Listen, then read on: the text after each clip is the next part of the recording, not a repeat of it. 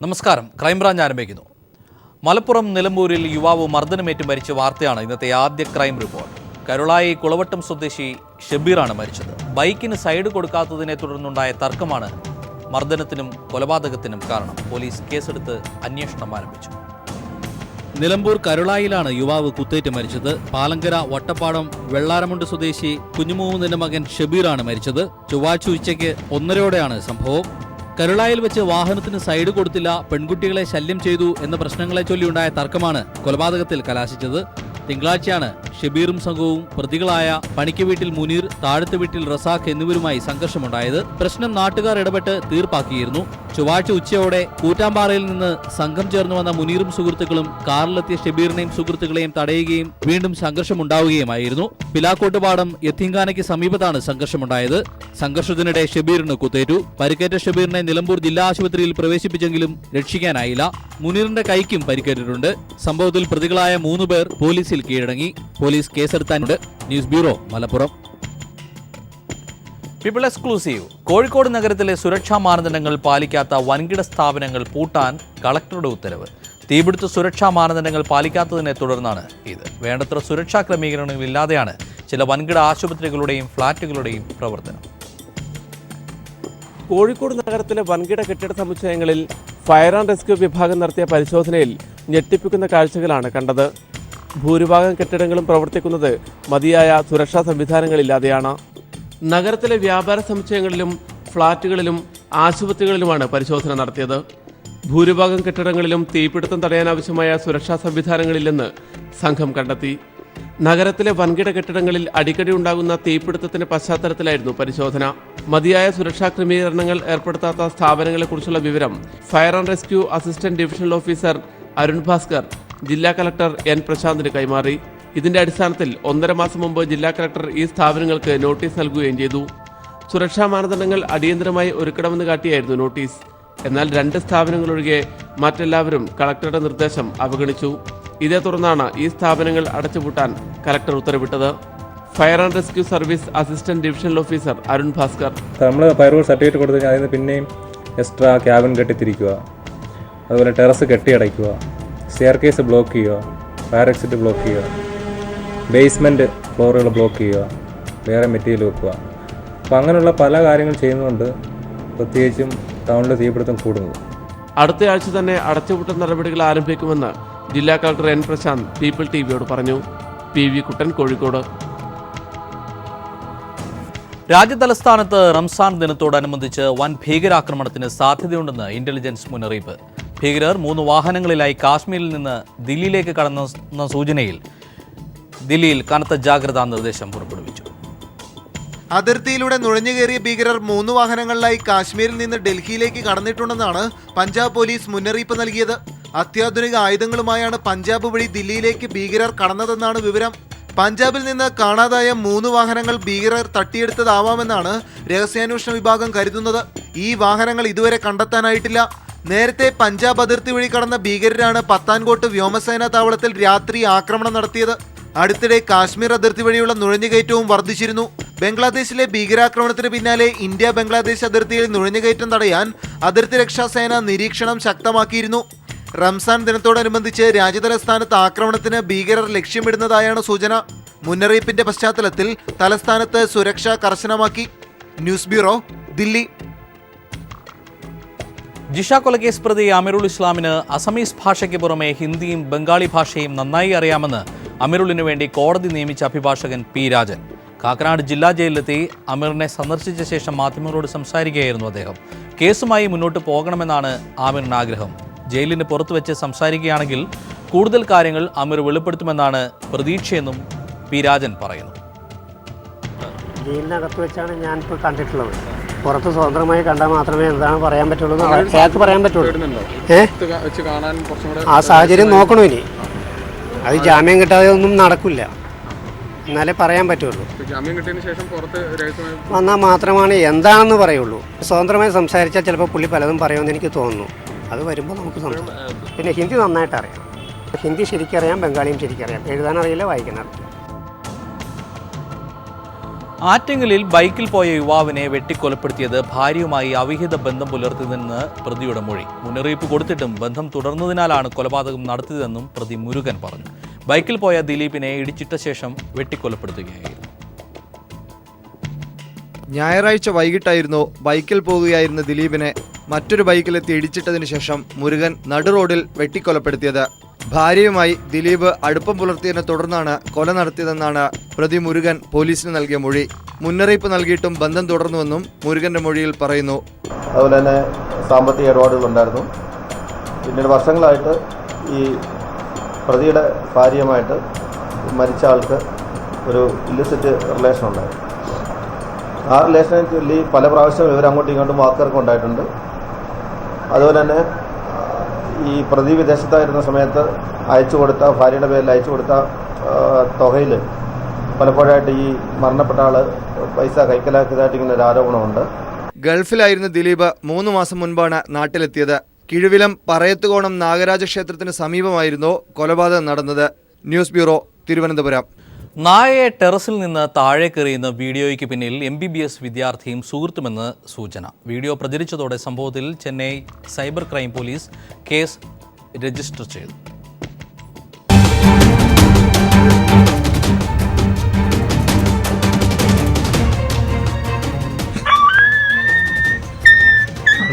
നായയെ കഴുത്തിലും പിന്നിലും പിടിച്ച് ബാലൻസ് ചെയ്തെടുത്ത ശേഷം ടെറസിൽ നിന്ന് താഴേക്കെറിയുന്ന വീഡിയോയാണ് ഫേസ്ബുക്ക്, വാട്സാപ്പ് തുടങ്ങി സമൂഹ മാധ്യമങ്ങളിൽ പ്രചരിച്ചത്.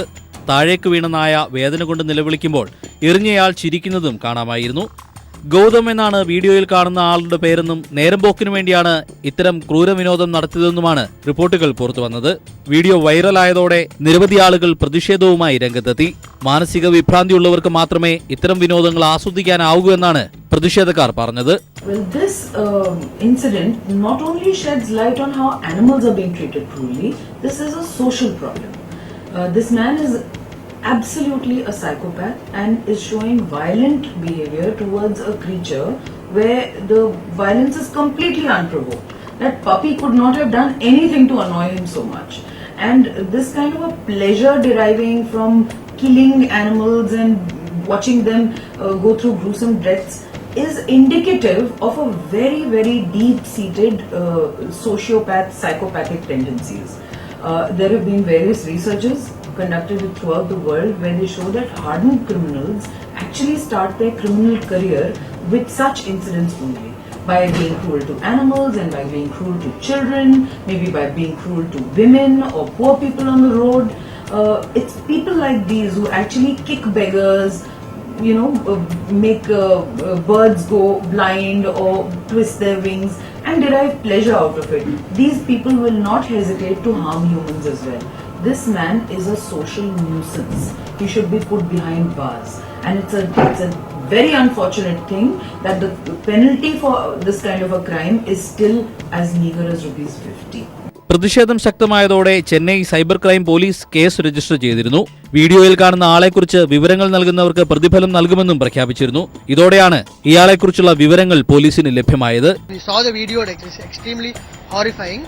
So what we did was we went to the commissioner's office, immediately raised a complaint, and the commissioner also was very upset looking at this and immediately escalated the case. So he gave the case to the additional commissioner, Mr. Shankar, and then it was forwarded to the Kundratur department. So from then on, what we got few tip-offs since this went viral. We got few tip-offs on Facebook, and from there we could locate, we could actually find out who did this. And with the help of that, we came to the station. We had 2 suspects in hand. We confirmed their identity and then filed a case against them. The only sad part is a lot of people are angry about it, but the sad part is that the law is not strong enough. The Prevention of Cruelty Act is an outdated act. You can just get away with a fine of ₹50, right? So this act has to be updated, and there has to be a stricter law which is in place for activities like this. പ്രതിഷേധം ശക്തമായതോടെ ഒളിവിൽ പോയ ഇയാളെ police കസ്റ്റഡിയിലെടുത്തതായാണ് വിവരങ്ങൾ. MBBS ബിരുദധാരിയായ ഗൗതമും സുഹൃത്തുമാണ് സംഭവങ്ങൾക്ക് പിന്നിൽ. News desk. ഭാര്യയെ കൊലപ്പെടുത്തി കഷണങ്ങളാക്കി റോഡിൽ ഉപേക്ഷിക്കാൻ ശ്രമിച്ച 45-കാരനായ ഓഹരി ദല്ലാളിനെ നാട്ടുകാർ പിടികൂടി പോലീസിൽ ഏൽപ്പിച്ചു. ഹൈദരാബാദിനടുത്ത് ഷംസാബാദിലാണ് സംഭവം നടന്നത്. 35-കാരനായ രൂപേഷ് കുമാർ അഗർവാൾ എന്നയാളെയാണ് നാട്ടുകാർ പിടികൂടിയത്. ഭാര്യ സിന്ധ്യയെ കൊലപ്പെടുത്തിയ ശേഷം ഇയാൾ വെട്ടിനുറുക്കി പെട്ടിയിലാക്കി കാറിൽ കൊണ്ടുവരികയായിരുന്നു. ഭാര്യയുടെ മൃതദേഹം അടങ്ങിയ പെട്ടി ഇയാൾ തിങ്കളാഴ്ച രാത്രിയോടെ മദനപ്പള്ളിയിലുള്ള ഒരു റോഡരികിൽ കൊണ്ടുവന്ന് കത്തിക്കാൻ ശ്രമിക്കവെയാണ് നാട്ടുകാർ കണ്ടത്. പെട്ടിക്ക് തീ കൊളുത്തിയ ശേഷം കാറുമായി രക്ഷപ്പെട്ടു. എന്നാൽ പിന്തുടരുന്ന നാട്ടുകാർ ഇയാളെ പിടികൂടി. പോലീസ് എത്തി പെട്ടി തുറന്നപ്പോൾ ഒരു സ്ത്രീയുടെ മൃതദേഹം കൊത്തിനുറുക്കി കഷ്ണങ്ങളാക്കിയതാണ് കണ്ടത്. മൃതദേഹത്തിന്റെ മുഖം പൂർണ്ണമായും കത്തി നശിച്ചതായി പോലീസ് പറഞ്ഞു. മൃതദേഹം രൂപേഷ് കുമാറിന്റെ ഭാര്യ സിന്ധ്യയുടേതാണെന്ന് പോലീസ് തിരിച്ചറിഞ്ഞിട്ടുണ്ട്. 8 വർഷം മുമ്പാണ് ഇവർ വിവാഹിതരായത്. ഇവർക്ക് 5 വയസ്സുള്ള ഒരു മകളുമുണ്ട്. തിങ്കളാഴ്ച രാത്രി ഈ സംഭവങ്ങളെല്ലാം നടക്കുമ്പോൾ ഇവരുടെ മകൾ കാറിൽ ഉണ്ടായിരുന്നുവെന്നാണ് പോലീസ് പറയുന്നത്. സിന്ധ്യ കോങ്കോ സ്വദേശിനിയാണ്. ഫേസ്ബുക്കിലൂടെ പരിചയപ്പെട്ട ഒരാളുമായി സിന്ധ്യയ്ക്ക് പ്രണയബന്ധമുണ്ടെന്ന് ആരോപിച്ചാണ് രൂപേഷ് കുമാർ അഗർവാൾ ഭാര്യയെ കൊലപ്പെടുത്തിയത്. തിങ്കളാഴ്ച രാവിലെ ഉണ്ടായ വീട്ടുവഴക്കിനൊടുവിൽ ഇയാൾ ഭാര്യയെ കൊലപ്പെടുത്തുകയായിരുന്നു. മഴ ഉപയോഗിച്ച് മൃതദേഹം വെട്ടിമുറിച്ച ശേഷം സ്യൂട്ട് കേസിലാക്കുകയായിരുന്നു. News desk. കണ്ണൂരിൽ തളാപ്പ് ഇരട്ടക്കണ്ണൻ പാലത്തിന് സമീപം തീവണ്ടി എഞ്ചിൻ മറിഞ്ഞു. എക്സിക്യൂട്ടീവ് എക്സ്പ്രസിന്റെ എഞ്ചിനാണ് മറിഞ്ഞത്. എഞ്ചിൻ പ്ലാറ്റ്ഫോം മാറ്റാൻ ശ്രമിക്കുന്നതിനിടെയാണ് അപകടമുണ്ടായത്. കണ്ണൂരിൽ നിന്നും രാവിലെ 5 മണിക്ക് പുറപ്പെടേണ്ട എക്സിക്യൂട്ടീവ് എക്സ്പ്രസ് ആണ് അപകടത്തിൽപ്പെട്ടത്. 4:30 ഷണ്ടിങ്ങിനായി 3-ാം പ്ലാറ്റ്ഫോമിൽ നിന്നും 1-ാം പ്ലാറ്റ്ഫോമിലേക്ക് കടക്കുന്നതിനിടെയായിരുന്നു അപകടം. തളാപ്പ് ഇരട്ടക്കണ്ണൻ പാറ തോട്ടിലേക്കാണ് എഞ്ചിൻ മറിഞ്ഞത്. സ്റ്റോപ്പർ അടക്കം തകർത്തുകൊണ്ടായിരുന്നു അപകടം. ആളപായമോ മറ്റ് ഗുരുതരമായ പരിക്കുകളോ ഉണ്ടായിട്ടില്ല. ലോക്കോ പൈലറ്റിനെ നിസ്സാര പരിക്കുകളോടെ ആശുപത്രിയിൽ പ്രവേശിപ്പിച്ചു. പുതിയ എഞ്ചിൻ ഘടിപ്പിച്ച ശേഷം പിന്നീട് എക്സിക്യൂട്ടീവ് എക്സ്പ്രസ് യാത്ര തിരിച്ചു. അപകട കാരണം ലോക്കോ പൈലറ്റിന്റെ അശ്രദ്ധയാണോ, എഞ്ചിനിലുണ്ടായ ഗുരുതരമായ തകരാറുകളാണോ എന്ന കാര്യം പരിശോധിക്കാനായി പാലക്കാട് നിന്നും വിദഗ്ധ സംഘമെത്തി പരിശോധന നടത്തേണ്ടതുണ്ട്. News bureau, Kannur. ക്രിസ്ത്യൻ പള്ളിക്കോടതികൾ വഴി നടത്തുന്ന വിവാഹമോചനത്തിന് നിയമസാധുതയില്ലെന്ന് സുപ്രീം കോടതി. പള്ളികൾ വഴി വിവാഹമോചനം നേടിയ ശേഷം പുനർവിവാഹം കഴിക്കുന്നത് ക്രിമിനൽ കുറ്റമായി കണക്കാക്കുമെന്നും കോടതി അറിയിച്ചു. സിവിൽ കോടതിയിൽ നിന്നാണ് വിവാഹമോചനം നേടേണ്ടതെന്നും ചീഫ് ജസ്റ്റിസ് അധ്യക്ഷനായ ബെഞ്ച് വ്യക്തമാക്കി. കർണാടകയിലെ കാത്തോലിക് അസോസിയേഷൻ മുൻ പ്രതിനിധി നൽകിയ പൊതുതാൽപര്യ ഹർജി പരിഗണിക്കവെയാണ് സഭാ കോടതി നൽകുന്ന വിവാഹമോചനത്തിന് നിയമസാധുതയില്ലെന്ന് സുപ്രീം കോടതി വ്യക്തമാക്കിയത്. പള്ളിക്കോടതികൾ വഴി നടത്തുന്ന വിവാഹമോചനമല്ലെന്നും ഇത്തരത്തിൽ വിവാഹമോചനം നേടിയ ശേഷം പുനർവിവാഹം കഴിക്കുന്നത് ക്രിമിനൽ കുറ്റമായി കണക്കാക്കുമെന്നും കോടതി അറിയിച്ചു. Chief justice TS Thakur, justice DY ചന്ദ്രചൌദ് എന്നിവരുടേതടങ്ങിയ ബെഞ്ചിന്റേതാണ് സുപ്രധാന നിരീക്ഷണം. ഹർജിക്കാരനു വേണ്ടി മുൻ അറ്റോർണി ജനറലും അഭിഭാഷകനുമായ സോളി സൊറാർബ്ജിയാണ് ഹാജരായത്. മുസ്ലിം മതവിശ്വാസികൾക്ക് തലാഖ് ചൊല്ലിയുള്ള വിവാഹമോചന രീതി നിയമപരമായതുപോലെ ക്രിസ്ത്യൻ മതവിശ്വാസികൾക്ക് പള്ളി വഴി വിവാഹമോചനം നടത്തുന്നത് എങ്ങനെ കുറ്റകരമാകുമെന്ന് ഹർജിക്കാർ വാദിച്ചു. മുസ്ലിം വ്യക്തി നിയമം അംഗീകരിക്കുന്ന പോലെ ഇന്ത്യക്കാരായ ക്രിസ്ത്യൻ വിശ്വാസികളുടെ വിവാഹത്തിന് കാനോൺ നിയമം അംഗീകരിക്കണമെന്നും പൊതുതാൽപര്യ ഹർജിയിൽ ആവശ്യപ്പെട്ടു. എന്നാൽ കേന്ദ്ര സർക്കാർ ഹർജിക്കാർ ഉന്നയിച്ച വാദങ്ങളെല്ലാം എതിർത്തു.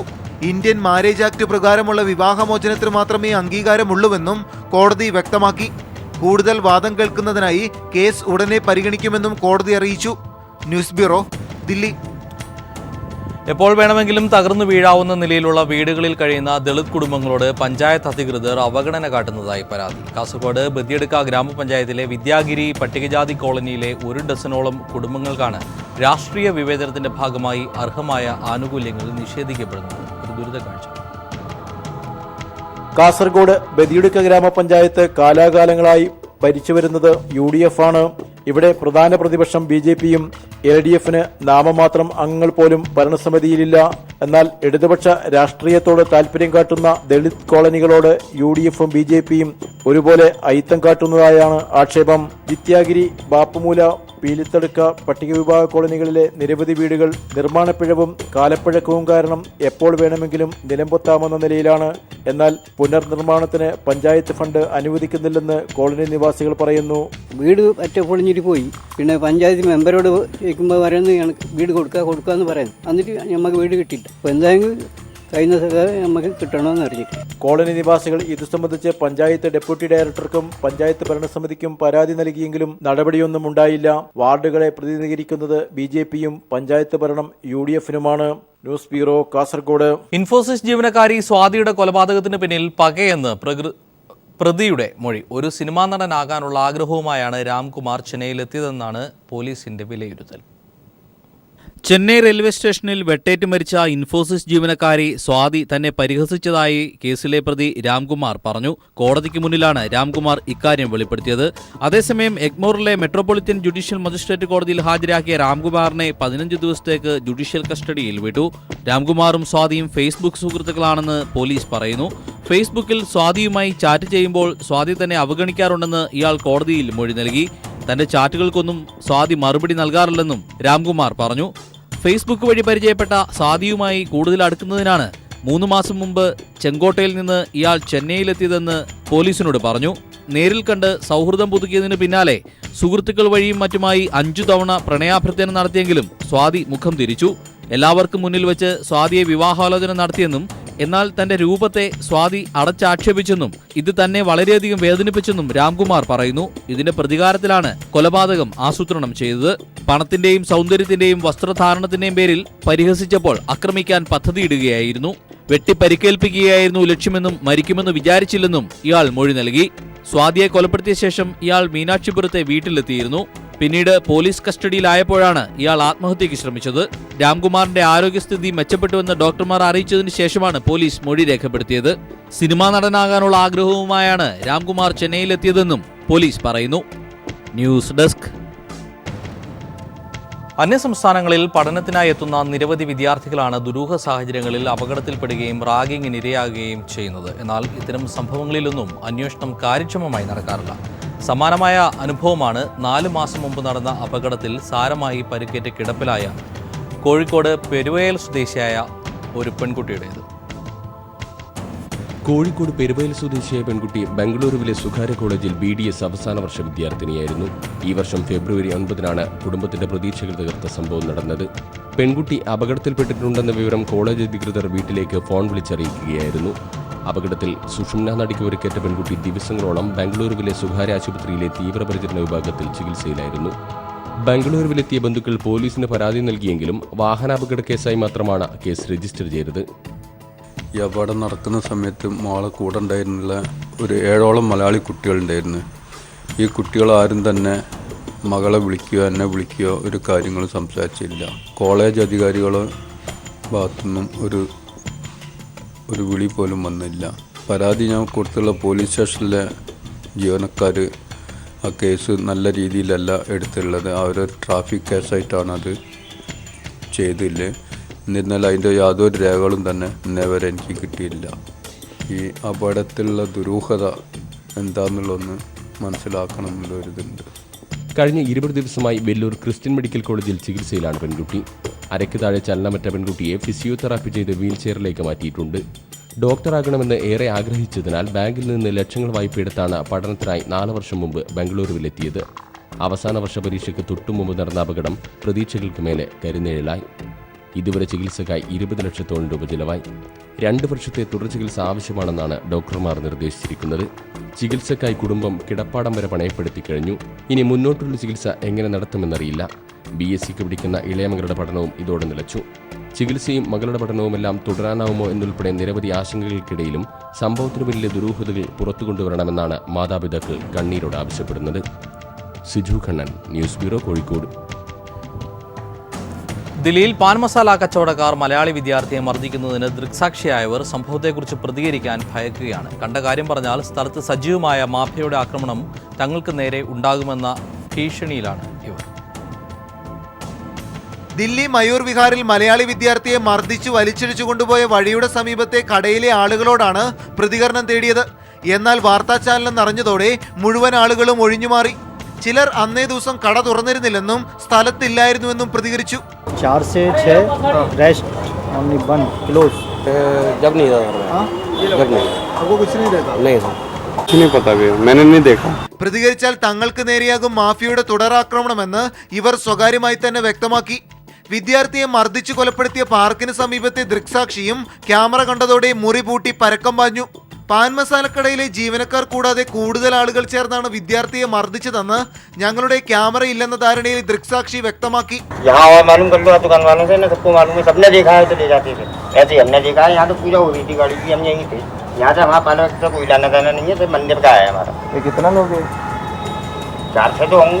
4 लोग हैं। ये पता नहीं 4 थे 6 थे 8 थे, भीड़ थी उनके साथ जब ले गए। ये पता नहीं पार्क के अंदर किया है बाहर किया है, लाए पार्क में थे। CCTV ക്യാമറകളിൽ പതിഞ്ഞ ദൃശ്യങ്ങൾ ആരാഞ്ഞപ്പോൾ നാളുകളായി ക്യാമറയെ പ്രവർത്തിക്കുന്നില്ലെന്നായിരുന്നു കടയുടമകളുടെ പ്രതികരണം. ഒരു 13 വയസ്സുകാരൻ ദാരുണമായി കൊല്ലപ്പെട്ടിട്ടും ഇതിനെക്കുറിച്ച് വ്യക്തമായി പ്രതികരിക്കാൻ പോലും സമീപവാസികളായ കടക്കാർ പോലും തയ്യാറാകുന്നില്ല. ലഹരി മാഫിയും പോലീസും തമ്മിലുള്ള ഒത്തുകളി എത്രത്തോളം ശക്തമാണെന്നത് ഇവരുടെ പ്രതികരണത്തിലൂടെയും വ്യക്തമാവുകയാണ്. Manushankar, news bureau, Delhi.